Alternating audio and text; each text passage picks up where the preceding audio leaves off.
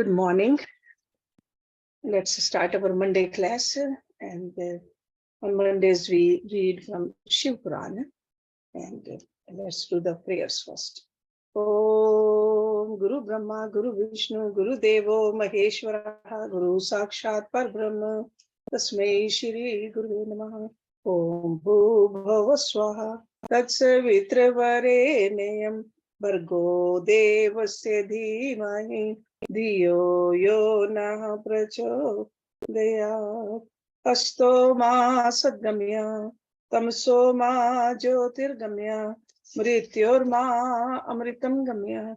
Om Sehna Bhavatu Sehna Bhunatu Sehviryam Karvavahi Tejasvi Navaditamastu Ma Vidvishavahi.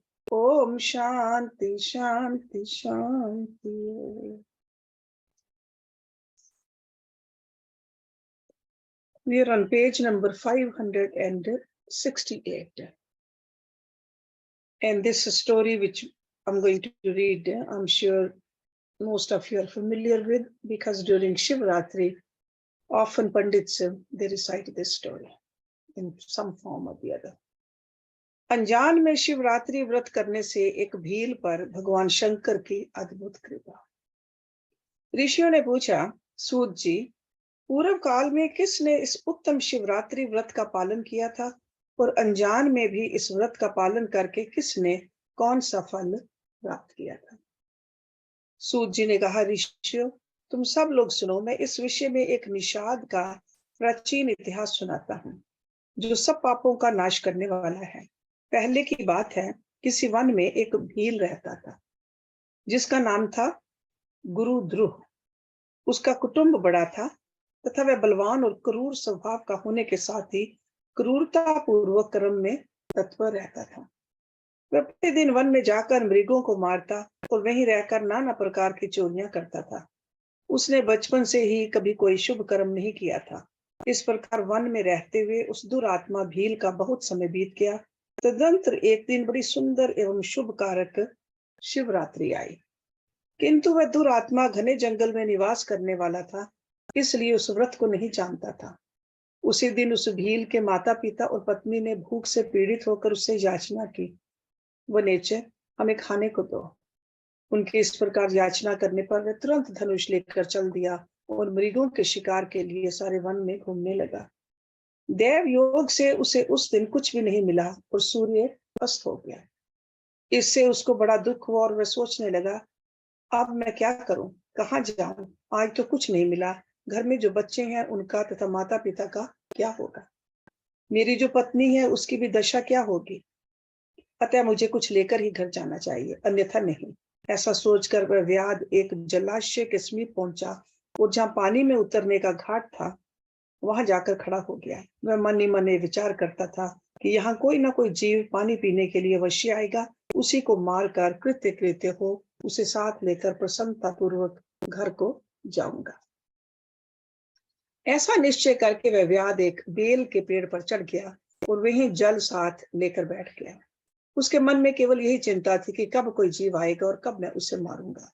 इसी प्रतीक्षा में भूख प्यास से पीड़ित हो वह बैठा रहा। उस रात के पहले पहर में एक प्यासी हरिणी वहां आई, जो चकित होकर जोर जोर से चौकड़ी भर रही थी। ब्राह्मणों, उस मृगी को देखकर व्याध को बड़ा हर्ष हुआ और उसने तुरंत ही उसके वध के लिए अपने धनुष पर एक बाण का संधान किया। ऐसा करते हुए उसके हाथ के धक्के से थोड़ा सा जल और बिल्व पत्र नीचे गिर पड़े। उस पेड़ के नीचे शिवलिंग था। उस उक्त जल और बिल्व पत्र से शिव की प्रथम प्रहर की पूजा संपन्न हो गई। उस पूजा के महात्म्य से उस व्याध का बहुत सा पातक तत्काल नष्ट हो गया। वहां होने वाली खड़खड़ाहट की आवाज को सुनकर हरणी ने भय से ऊपर की ओर देखा। व्याध को देखते हुए व्याकुल हो गई और बोली। मृगी ने कहा, व्याध, तुम क्या करना चाहते हो? मेरे सामने सच सच बताओ। हरिणी की ये बात सुनकर व्याध ने कहा, आज मेरे कुटुंब के लोग भूखे हैं, अतः तुमको मार कर उनकी भूख मिटाऊंगा, उन्हें तृप्त करूंगा। व्याध का वह दारुण वचन सुनकर तथा जिसे रोकना कठिन था, उस दुष्ट भील को बाण ताने देखकर मृगी सोचने लगी कि अब मैं क्या करूं, कहाँ जाऊं, अच्छा कोई उपाय रचती हूँ। ऐसा विचार कर उसने वहां इस प्रकार कहा। मृगी बोली, भील, मेरे मांस से तुमको सुख होगा। इस अनर्थकारी शरीर के लिए इससे अधिक महान पुण्य का कार्य और क्या हो सकता है। उपकार करने वाले प्राणी को इस लोक में जो पुण्य प्राप्त होता है, उसका 100 वर्षों में भी वर्णन नहीं किया जा सकता। परंतु इस समय मेरे सब बच्चे मेरे आश्रम में ही हैं। मैं उन्हें अपनी बहन को अथवा स्वामी को सौंप कर लौट आऊंगी। वो नेचर, तुम मेरी इस बात को मिथ्या न समझो, मैं फिर तुम्हारे पास लौट आऊंगी, इसमें संशय नहीं है। सत्य से ही धरती टिकी हुई है, सत्य से ही समुद्र अपनी मर्यादा में स्थित है, और सत्य से ही निर्झरों से जल की धाराएं गिरती रहती हैं। सत्य में ही सब कुछ स्थित है। सूत जी कहते हैं, मृगी के ऐसा कहने पर भी जब व्याध ने उसकी बात नहीं मानी, तब उसने अत्यंत विस्मित एवं भयभीत हो पुनः इस प्रकार कहना आरंभ किया। मृगी बोली, व्याध सुनो, मैं तुम्हारे सामने ऐसी शपथ खाती हूँ जिससे घर जाने पर मैं अवश्य तुम्हारे पास लौट आऊंगी। ब्राह्मण यदि वेद बेचे और तीनों काल संध्या ना करे, तो उसे जो पाप लगता है, पति की आज्ञा को उल्लंघन करके स्वेच्छानुसार कार्य करने वाली स्त्रियों को जिस पाप की प्राप्ति होती है, किए हुए उपकार को न मानने वाले, भयंकर भगवान शंकर से विमुख रहने वाले, दूसरों से द्रोह करने वाले, धर्म को लांघने वाले तथा विश्वासघात और छल करने वाले लोगों को जो पाप लगता है, उसी पाप से मैं भी लिप्त हो जाऊं यदि लौटकर यहाँ ना आऊं। इस तरह नेक शपथ खाकर जब मृगी चुपचाप खड़ी हो गई, तब उस व्याध ने उस पर विश्वास करके कहा, अच्छा, अब तुम अपने घर को जाओ। तब वह मृगी बड़े हर्ष के साथ पानी पीकर अपने आश्रम मंडल में गई। इतने में ही रात का वह पहला प्रहर व्याध के जागते ही जागते बीत गया। तब उस हिरनी की बहन दूसरी मृगी, जिसका पहली ने स्मरण किया था, उसी की राह देखती हुई जल पीने के लिए वहां आ गई। उसे देखकर भील ने स्वयं बाण को तरकश से खींचा। ऐसा करते समय पुनः पहले की भांति भगवान शिव के ऊपर जल और बिल्व पत्थर गिरे। उसके द्वारा महात्मा शंभू की दूसरे प्रहर की पूजा संपन्न हो गई। यद्यपि वह प्रसंग वश ही हुई थी, तो भी व्याध के लिए सुखदायी नहीं हो गई। मृगी ने उसे बाण खींचते देख पूछा, वह नेचर, ये क्या करते हो। व्याध ने पूर्ववत उत्तर दिया, मैं अपने भूखे कुटुंब को तृप्त करने के लिए तुझे मारूंगा। ये सुनकर वह मृगी बोली। मृगी ने कहा, व्याध, मेरी बात सुनो, मैं धन्य हूं, मेरा देह धारण सफल हो गया, क्योंकि इस अनित्य शरीर के द्वारा उपकार होगा, परंतु मेरे छोटे छोटे बच्चे घर में हैं, अतः मैं एक बार जाकर उन्हें अपने स्वामी को सौंप दूं, फिर तुम्हारे पास लौट आऊंगी। व्याध बोला, तुम्हारी बात पर मुझे विश्वास नहीं है, मैं तुझे मारूंगा, इसमें संशय नहीं है। ये सुनकर वह हरिणी भगवान विष्णु की शपथ खाती हुई बोली, व्याध, जो कुछ मैं कहती हूँ उसे सुनो। यदि मैं लौट कर ना आऊं, तो अपना सारा पुण्य हार जाऊं, क्योंकि जो वचन देकर उससे पलट जाता है, वह अपने पुण्य को हार जाता है। जो पुरुष अपनी विवाहिता स्त्री को त्याग कर दूसरी के पास जाता है, वैदिक धर्म का उल्लंघन करके कपोल कल्पित धर्म पर चलता है, भगवान विष्णु का भक्त होकर शिव की निंदा करता है, माता पिता के निधन तिथि को श्राद्ध आदि न करके उसे सूना बिता देता है, तथा मन में संताप का अनुभव करके अपने दिए हुए वचन को पूरा करता है, ऐसे लोगों को जो पाप लगता है, वही मुझे भी लगे यदि मैं लौट कर न आऊं। सूत जी कहते हैं, उसके ऐसा कहने पर व्याध ने उस मृगी से कहा, जाओ। मृगी जल पीकर हर्षपूर्वक अपने आश्रम को गई। इतने में ही रात का दूसरा पहर भी व्याध के जागते जागते बीत गया। इसी समय तीसरा प्रहर आरंभ हो जाने पर मृगी के लौटने में बहुत विलंब हुआ। जान चकित तो व्याध उसकी खोज करने लगा। इतने में ही उसने जल के मार्ग में एक हिरण को देखा। वह बड़ा हृष्ट पुष्ट था। उसे देखकर वह नेचर को बड़ा हर्ष हुआ और वह धनुष पर बाण रखकर उसे मार डालने को उद्यत हुआ। ऐसा करते समय उसके प्रारब्धवश कुछ जल और बिल्व पत्र शिवलिंग पर गिरे। उससे उसके सौभाग्य से भगवान शिव की तीसरे प्रहर की पूजा संपन्न हो गई। इस तरह भगवान ने उस पर अपनी दया दिखाई। पत्तों के गिरने आदि का शब्द सुनकर उस मृग ने व्याध की ओर देखा और पूछा, क्या करते हो। व्याध ने उत्तर दिया, मैं अपने कुटुंब को भोजन देने के लिए तुम्हारा वध करूंगा। व्याध की ये बात सुनकर हरिण के मन में बड़ा हर्ष हुआ और तुरंत ही व्याध से इस प्रकार बोला। हरिण ने कहा, मैं धन्य हूं, मेरा हृष्ट पुष्ट होना सफल हो गया, क्योंकि मेरे शरीर से आप लोगों की तृप्ति होगी। जिसका शरीर परोपकार के काम में नहीं आता, उसका सब कुछ व्यर्थ चला गया। जो समर्थ रहते हुए भी किसी का उपकार नहीं करता है, उसकी वह समर्थ व्यर्थ चली जाती है तथा वह परलोक में नरकगामी होता है। परंतु एक बार मुझे जाने दो, मैं अपने बालकों को उनकी माता के हाथ में सौंपकर और उन सबको धीरज बंधाकर यहाँ लौट आऊंगा। उसके ऐसा कहने पर व्याधमन ने मन बड़ा विस्मित हुआ। उसका हृदय कुछ शुद्ध हो गया था और उसके सारे पाप पुंज नष्ट हो चुके थे। उसने इस प्रकार कहा। व्याध बोला, जो जो यहाँ आए वे सब तुम्हारी तरह बातें बनाकर चले गए, परंतु वे वंचक अभी तक यहाँ नहीं लौटे हैं। मृग, तुम भी इस समय संकट में हो, इसलिए झूठ बोलकर चले जाओगे। फिर आज मेरा जीवन निर्वाह कैसे होगा? मृग बोला, व्याध, मैं जो कुछ कहता हूँ उसे सुनो। मुझ में असत्य नहीं है। सारा चराचर ब्रह्मांड सत्य से ही टिका हुआ है। जिसकी वाणी झूठी होती है, उसका पुण्य उसी क्षण नष्ट हो जाता है। तथापि भील, तुम मेरी सच्ची प्रतिज्ञा सुनो। संध्या काल में मैथुन तथा शिवरात्रि के दिन भोजन करने से जो पाप लगता है, झूठी गवाही देने, द्रोहर को हड़प लेने तथा संध्या ना करने से द्विज को जो पाप होता है, वही पाप मुझे भी लगे। यदि मैं लौट कर ना आऊं, जिसके मुख से कभी शिव का नाम नहीं निकलता, जो समर्थ रहते हुए भी दूसरों का उपकार नहीं करता, पर्व के दिन श्री फल तोड़ता, अभक्ष्य भक्षण करता तथा शिव की पूजा किए बिना और भस्म लगाए बिना भोजन कर लेता है, इन सब का पातक मुझे लगे यदि मैं लौट कर ना आऊं। सूत जी कहते हैं, उसकी बात सुनकर व्याध ने कहा, जाओ शीघ्र लौटना। व्याध के ऐसा कहने पर मृग पानी पीकर चला गया। वे सब अपने आश्रम पर मिले। तीनों ही प्रतिज्ञाबद्ध हो चुके थे।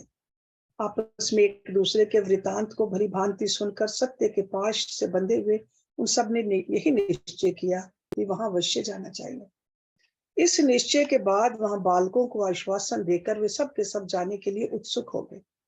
उस समय जेठी मृगी ने वहां अपने स्वामी से कहा, स्वामी, आपके बिना यहाँ बालक कैसे रहेंगे? प्रभु, मैंने ही वहां पहले जाकर प्रतिज्ञा की है, इसलिए केवल मुझको जाना चाहिए। आप दोनों यहीं रहें। उसकी ये बात सुनकर छोटी मृगी बोली, बहन, मैं तुम्हारी सेविका हूँ, इसलिए आज मैं ही व्याध के पास जाती हूँ, तुम यहीं रहो। ये सुनकर मृग बोला, मैं ही वहां जाता हूँ, तुम दोनों यहाँ रहो, क्योंकि शिशुओं की रक्षा माता से ही होती है। स्वामी की ये बात सुनकर उन दोनों मृगियों ने धर्म की दृष्टि से उसे स्वीकार नहीं किया। वे दोनों अपने पति से प्रेम पूर्वक बोली, प्रभु, पति के बिना इस जीवन को धिक्कार है। तब उन सब ने अपने बच्चों को सांत्वना देकर उन्हें पड़ोसियों के हाथ में सौंप दिया और स्वयं शीघ्र ही उस स्थान को प्रस्थान किया जहां वह व्याध शिरोमणि उनकी प्रतीक्षा में बैठा था। उन्हें जाते देखकर उनके वे सब बच्चे भी पीछे पीछे चले आए। उन्होंने ये निश्चय कर लिया था कि इन माता पिता की जो गति होगी वही हमारी भी हो। उन सबको एक साथ आया देख व्याध को बड़ा हर्ष हुआ। उसने धनुष पर बाण रखा। उस समय पुनः जल और बिल्व पत्र शिव के ऊपर गिरे। उससे शिव की चौथे प्रहर की शुभ पूजा भी संपन्न हो गई। उस समय व्याध का सारा पाप तत्काल भस्म हो गया। इतने में ही दोनों मृगियां और मृग बोल उठे, व्याध शिरोमणि, शीघ्र कृपा करके हमारे शरीर को सार्थक करो। उनकी ये बात सुनकर व्याध को बड़ा विस्मय हुआ। शिव पूजा के प्रभाव से उसको दुर्लभ ज्ञान प्राप्त हो गया। उसने सोचा, ये मृग ज्ञानहीन पशु होने पर भी धन्य है, सर्वथा आदरणीय है, क्योंकि अपने शरीर से ही परोपकार में लगे हुए हैं। मैंने इस समय मनुष्य जन्म पाकर भी किस पुरुषार्थ का साधन किया? दूसरे के शरीर को पीड़ा देकर अपने शरीर को पोसा है। प्रतिदिन अनेक प्रकार के पाप करके अपने कुटुंब का पालन किया है। हाय, ऐसे पाप करके मेरी क्या गति होगी, अथवा मैं किस गति को प्राप्त होऊंगा? मैंने जन्म से लेकर अब तक जो पातक किया है, उसका इस समय मुझे स्मरण हो रहा है। मेरे जीवन को धिक्कार है, धिक्कार है। इस प्रकार ज्ञान संपन्न होकर व्याध ने अपने बाण को रोक लिया और कहा, श्रेष्ठ मृगो, तुम जाओ, तुम्हारा जीवन धन्य है। व्याध के ऐसा कहने पर भगवान शंकर तत्काल प्रसन्न हो गए और उन्होंने व्याध को अपने सम्मानित एवं पूजित स्वरूप का दर्शन कराया तथा कृपा पूर्वक उसके शरीर का स्पर्श करके उससे प्रेम से कहा, भील, मैं तुम्हारे व्रत से प्रसन्न हूं, वर मांगो। व्याध भी भगवान शिव के उस रूप को देखकर तत्काल जीवन मुक्त हो गया और मैंने सब कुछ पा लिया, यूं कहता हुआ उनके चरणों में आगे गिर पड़ा। उसके इस भाव को देखकर भगवान शिव भी मन ही मन बड़े प्रसन्न हुए और उसे गुह नाम देकर कृपा दृष्टि से देखते हुए उन्होंने उसे दिव्य वर दिए। शिव बोले, व्याध सुनो, आज से तुम ऋग्वेरपुर में उत्तम राजधानी का आश्रय ले दिव्य भोगों का उपभोग करो। तुम्हारे वंश की वृद्धि निर्विघ्न रूप से होती रहेगी, देवता भी तुम्हारी प्रशंसा करेंगे।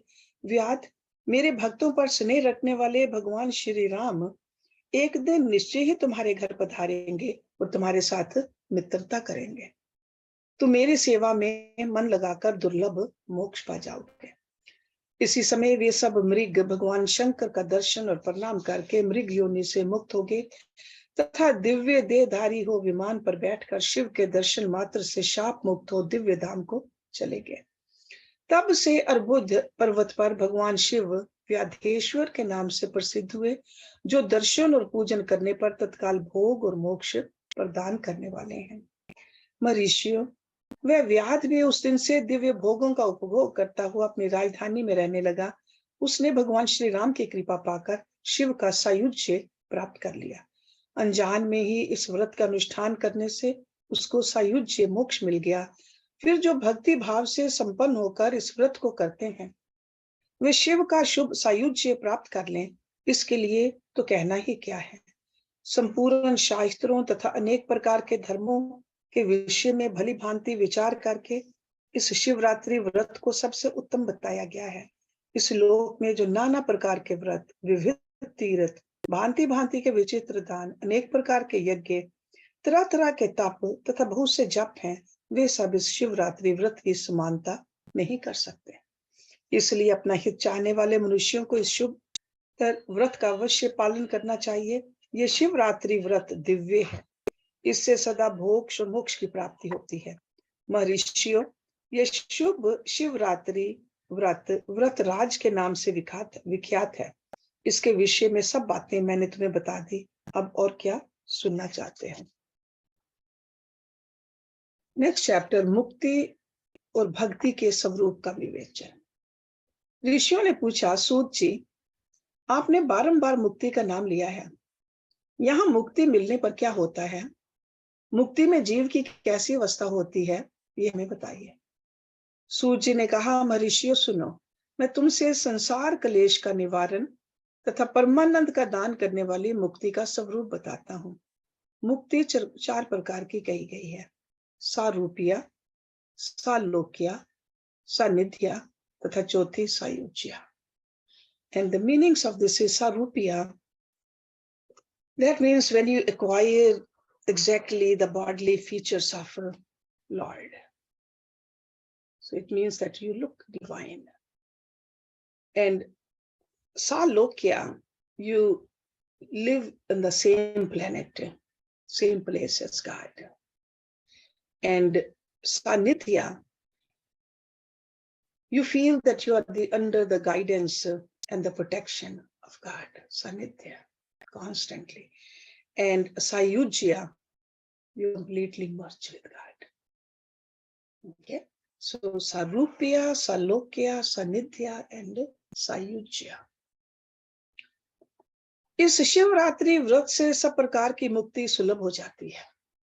जो ज्ञान रूप अविनाशी, साक्षी, ज्ञान गम्य और द्वैत रहित साक्षात शिव हैं, वे ही यहाँ कैवल्य मोक्ष के तथा धर्म, अर्थ और काम रूप त्रिवर्ग के भी दाता हैं। कैवल्य नामक जो पांचवी मुक्ति है, वह मनुष्यों के लिए अत्यंत दुर्लभ है। मुनिवरों में उसका लक्षण बताता हूं, सुनो। जिनसे यह समस्त जगत उत्पन्न होता है, जिनके द्वारा इसका पालन होता है तथा अंत गोत्वहा, ये जिनमें लीन होता है, वे ही शिव है। जिससे यह संपूर्ण जगत व्याप्त है, वही शिव का रूप है। मुनीश्वरों, वेदों में शिव के दो रूप बताए गए हैं, सकल और निष्कल। Kal means parts. So sakal means with the parts, nishkal without. So that is like a formless. See, only the parts can be part of the form. Shiv तत्व सत्य ज्ञान अनंत एवं सच्चिदानंद नाम से प्रसिद्ध है। निर्गुण उपाधि रहित अविनाशी शुद्ध एवं निरंजन है। वह न लाल है न पीला है, न सफेद है न नीला, न छोटा है न बड़ा, और न मोटा है न महीन। जहां से मन सहित वाणी उसे न पाकर लौट आती है, वह पर ब्रह्म परमात्मा ही शिव कहलाता है। जैसे आकाश सर्वत्र व्यापक है, उसी प्रकार यह शिव तत्व भी सर्वव्यापी है। ये माया से परे, संपूर्ण द्वंद्वों से रहित तथा मत्सरता शून्य परमात्मा है। यहाँ शिव ज्ञान का उदय होने से निश्चय ही उसकी प्राप्ति होती है, अथवा द्विजो सूक्ष्म बुद्धि के द्वारा शिव का ही भजन ध्यान करने से सत्पुरुषों को शिव पद की प्राप्ति होती है। संसार में ज्ञान की प्राप्ति अत्यंत कठिन है, परंतु भगवान का भजन अत्यंत सुकर माना गया है।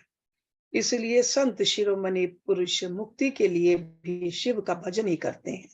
ज्ञान स्वरूप मोक्षदाता परमात्मा शिव भजन के ही अधीन है।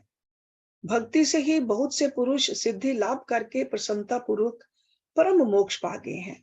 भगवान शंभु की भक्ति ज्ञान की जननी मानी गई है, जो सदा भोग और मोक्ष देने वाली है। वह साधु महापुरुषों के कृपा प्रसाद से सुलभ होती है। उत्तम प्रेम का अंकुर ही उसका लक्षण है। द्विजो, वह भक्ति भी सगुण और निर्गुण के भेद से दो प्रकार की जाननी चाहिए।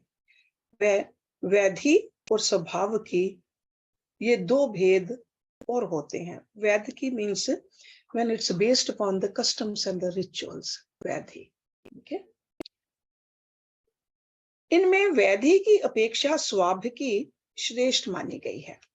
इनके सिवा नैष्ठिकी और अनैष्ठिकी के भेद से भक्ति के दो प्रकार और बताए गए हैं। नैष्ठिकी is like a when somebody undertakes a vow to remain celibate all their life, that is nashtik.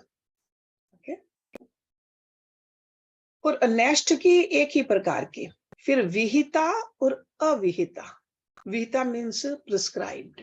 okay? भेद से विद्वानों ने उसके अनेक प्रकार माने गए हैं। उनके बहुत से भेद होने के कारण यहाँ विस्तृत वर्णन नहीं किया जा रहा है। उन दोनों प्रकार की भक्तियों के श्रवण आदि भेद से 9 अंग जानने चाहिए। So there's no, we have talked about it in other classes. Shravan, Manan, all those different ways to remember God. भगवान की कृपा के बिना इन भक्तियों का संपादन होना कठिन है, और उनकी कृपा से सुगमता पूर्वक इनका साधन होता है।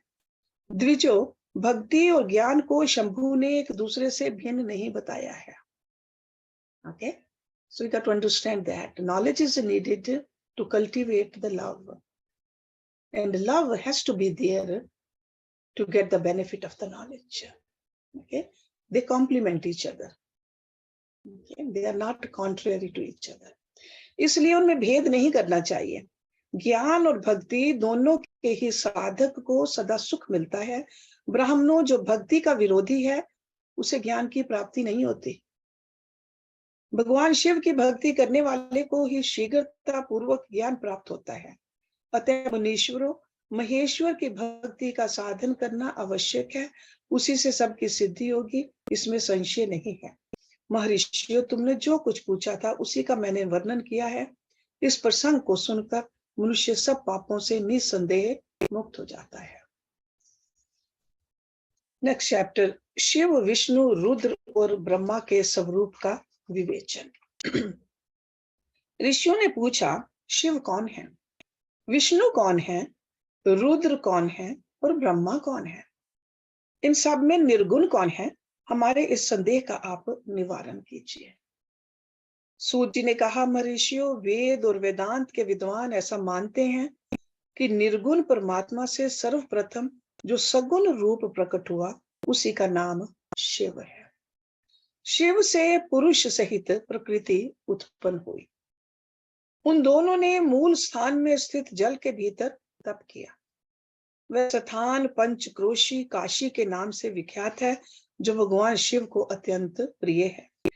यह जल संपूर्ण विश्व में व्याप्त था। उस जल का आश्रय ले योग माया से युक्त श्री हरि वहां सोए। नार अर्थात जल को अयन बनाने के कारण फिर नारायण नाम से प्रसिद्ध हुए और प्रकृति नारायणी कहलाई। नारायण के नाभि कमल से जिनकी उत्पत्ति हुई वे ब्रह्मा कहलाते हैं। ब्रह्मा ने तपस्या करके जिनका साक्षात्कार किया उन्हें विष्णु कहा गया है।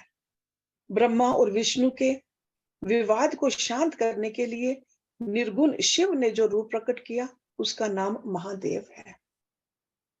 उन्होंने कहा, मैं शंभु ब्रह्मा जी के ललाट से प्रकट होऊंगा। इस कथन के अनुसार समस्त लोगों पर अनुग्रह करने के लिए जो ब्रह्मा जी के ललाट से प्रकट हुए उनका नाम रुद्र हुआ। इस प्रकार रूप रहित परमात्मा सबके चिंतन का विषय बनने के लिए साकार रूप में प्रकट हुए। वे ही साक्षात भगत वत्सल शिव हैं। तीनों गुणों से भिन्न शिव में तथा गुणों के धाम रुद्र में उसी तरह वास्तविक भेद नहीं है जैसे सुवर्ण और उसके आभूषण में नहीं है। दोनों के रूप और कर्म समान हैं। दोनों समान रूप से भक्तों को उत्तम गति प्रदान करने वाले हैं। दोनों समान रूप से सबके सेवनीय हैं तथा नाना प्रकार के लीला विहार करने वाले हैं। भयानक पराक्रमी रुद्र सर्वथा शिव रूप ही है। वे भक्तों के कार्य की सिद्धि के निमित्त विष्णु और ब्रह्मा की सहायता करने के लिए प्रकट हुए हैं। अन्य जो देवता जिस क्रम से प्रकट हुए हैं उसी क्रम से लय को प्राप्त होते हैं, परंतु रुद्र देव उस तरह लीन नहीं होते। उनका साक्षात शिव में ही लय होता है। ये प्राकृत प्राणी रुद्र में मिलकर ही लय को प्राप्त होते हैं, परंतु रुद्र इनमें मिलकर लय को नहीं प्राप्त होते। ये भगवती श्रुति का उपदेश है। सब लोग रुद्र का भजन करते हैं किंतु रुद्र किसी का भजन नहीं करते। वे भक्त वत्सल होने के कारण कभी कभी अपने आप भगत जनों का चिंतन कर लेते हैं। जो दूसरे देवता का भजन करते हैं वे उसी में लीन होते हैं, इसलिए वे दीर्घ काल के बाद रुद्र में लीन होने का अवसर पाते हैं। जो कोई रुद्र के भगत हैं वे तत्काल शिव हो जाते हैं। अतः उनके लिए दूसरे की अपेक्षा नहीं रहती। ये सनातन श्रुति का संदेश है। द्विजों, अज्ञान अनेक प्रकार का होता है, परंतु विज्ञान का एक ही स्वरूप है। वह अनेक प्रकार का नहीं होता। उसको समझने का प्रकार मैं बताऊंगा। तुम लोग आदर पूर्वक सुनो। ब्रह्मा से लेकर तृण पर्यंत जो कुछ भी यहाँ देखा जाता है वह सब शिव रूप ही है। उसमें नानत्व की कल्पना मिथ्या है। सृष्टि के पूर्व भी शिव की सत्ता बताई गई है। सृष्टि के मध्य में भी शिव विराज रहे हैं।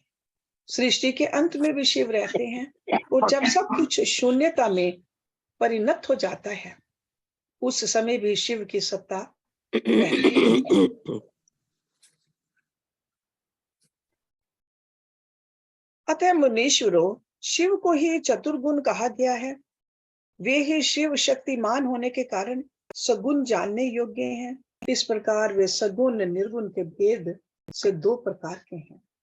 जिन शिव ने ही भगवान विष्णु को संपूर्ण सनातन वेद, अनेक वर्ण, अनेक मात्रा तथा अपना ध्यान एवं पूजन दिए हैं वे ही संपूर्ण विद्याओं के ईश्वर हैं, ऐसे सनातन श्रुति है। अतएव शंभु को वेदों का प्राकट्यकर्ता तथा वेदपति कहा गया है। वे ही सब पर अनुग्रह करने वाले साक्षात शंकर हैं। कर्ता, भर्ता, हर्ता, साक्षी तथा निर्गुण भी वे ही हैं। दूसरों के लिए काल का मान है, परंतु काल स्वरूप रुद्र के लिए काल की कोई गणना नहीं है, क्योंकि वे साक्षात स्वयं महाकाल हैं और महाकाली उनके आश्रित हैं। ब्राह्मण रुद्र और काली को एक से ही बताते हैं। उन दोनों ने सत्य लीला करने वाली अपनी इच्छा से ही सब कुछ प्राप्त किया है। शिव का कोई उत्पादक नहीं है, उनका कोई पालक और संहारक भी नहीं है। So that means उनको कोई पैदा करने वाला नहीं है। Shiv doesn't have a father or a mother. वे स्वयं सबके हेतु हैं। हेतु मीन्स कारण। एक होकर भी अनेकता को प्राप्त हो सकते हैं और अनेक होकर भी एकता को।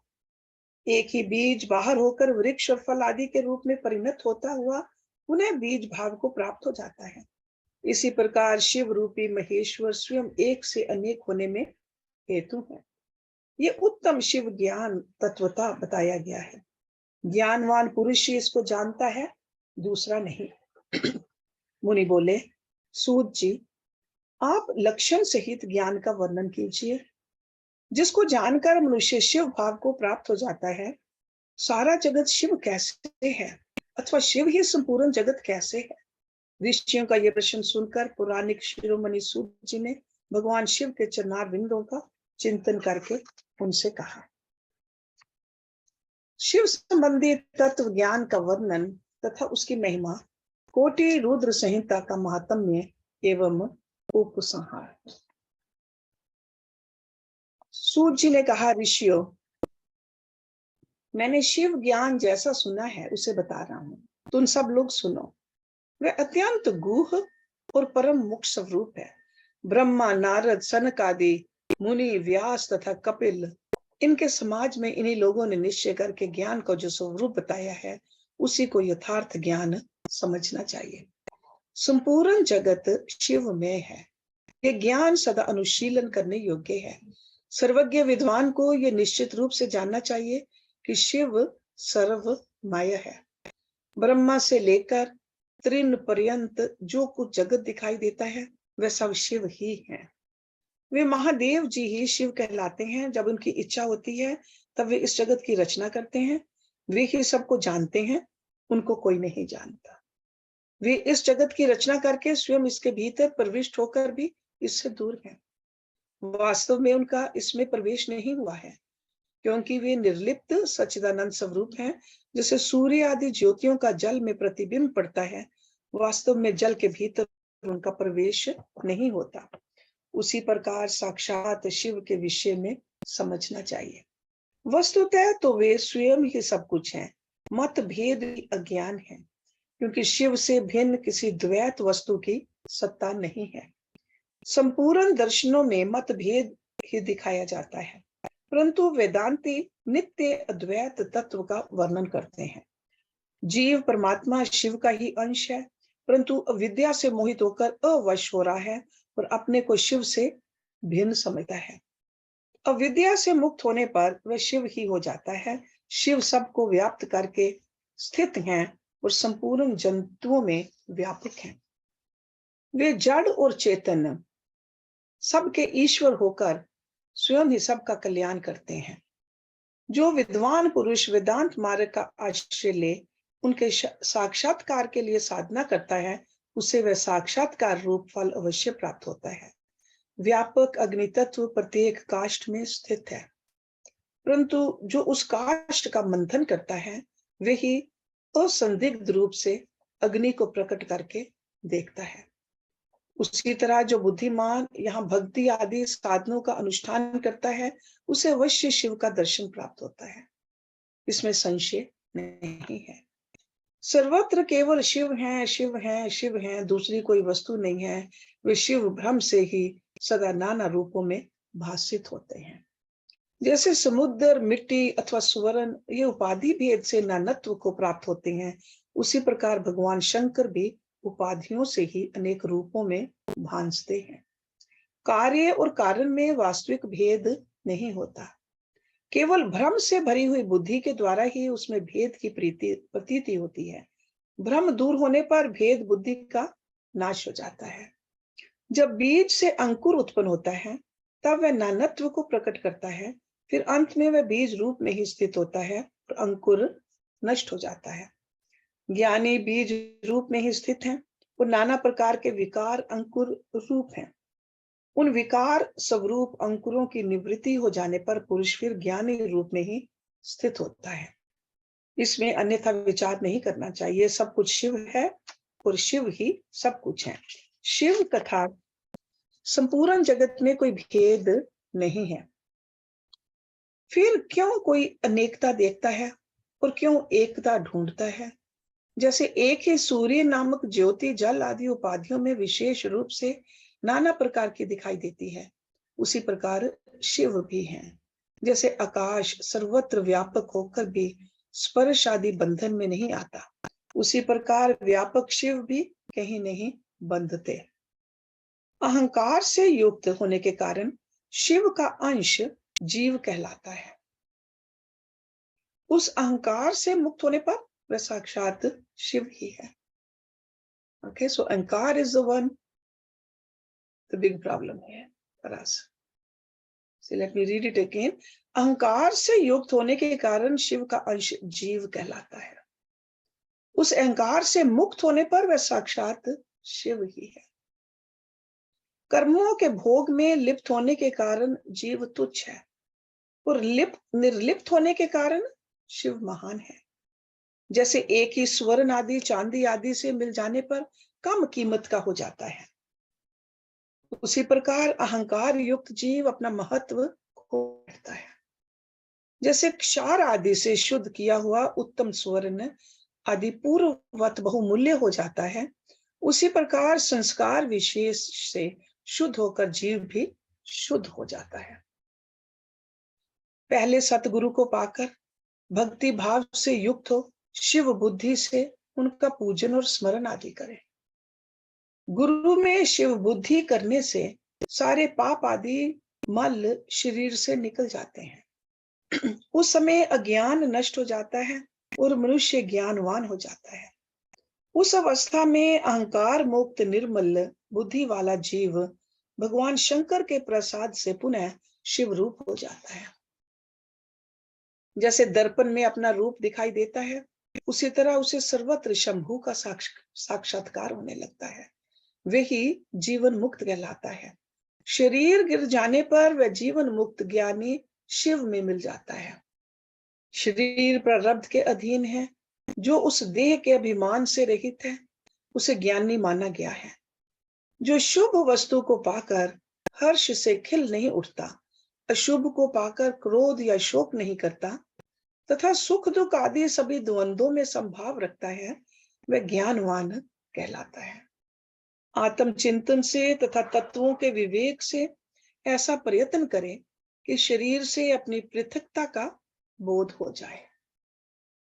So like a separation between the bodies and the आत्मा। मुक्ति की इच्छा रखने वाला पुरुष शरीर एवं उसके अभिमान को त्याग कर अहंकार शून्य एवं मुक्त हो सदा शिव में विलीन हो जाता है। अध्यात्म चिंतन एवं भगवान शिव की भक्ति ये ज्ञान के मूल कारण है। भक्ति से साधन विषयक प्रेम की उपलब्धि बताई गई है। प्रेम से श्रवण होता है, श्रवण से सत्संग प्राप्त होता है, सत्संग से ज्ञानी गुरु की उपलब्धि होती है। गुरु की कृपा से ज्ञान प्राप्त हो जाने पर मनुष्य निश्चय ही मुक्त हो जाता है। इसलिए जो समझदार है उसे सदा शंभू का ही भजन करना चाहिए। जो अनन्य भक्ति से युक्त होकर शंभू का भजन करता है उसे अंत में अवश्य ही मोक्ष प्राप्त होता है। अतः मुक्ति की प्राप्ति के लिए भगवान शंकर से बढ़कर दूसरा कोई देवता नहीं है। उनकी शरण लेकर जीव संसार बंधन से छूट जाता है। ब्राह्मणों, इस प्रकार वहां पधारे हुए ऋषियों ने परस्पर निश्चय करके जो ये ज्ञान की बात बताई है, इसे अपनी बुद्धि के द्वारा प्रयत्न पूर्वक धारण करना चाहिए। मुनीश्वरों, तुमने जो कुछ पूछा था वह सब मैंने तुम्हें बता दिया। इसे तुम्हें प्रयत्न पूर्वक गुप्त रखना चाहिए। बताओ अब और क्या सुनना चाहते हो। ऋषि बोले, व्यास शिष्य, आपको नमस्कार है। आप धन्य हैं, शिव भक्तों में श्रेष्ठ हैं। आपने हमें शिव तत्व संबंधी परम उत्तम ज्ञान का श्रवण कराया है। आपकी कृपा से हमारे मन की भ्रांति मिट गई। हम आपसे मोक्षदायक शिव तत्व का ज्ञान पाकर बहुत संतुष्ट हुए हैं।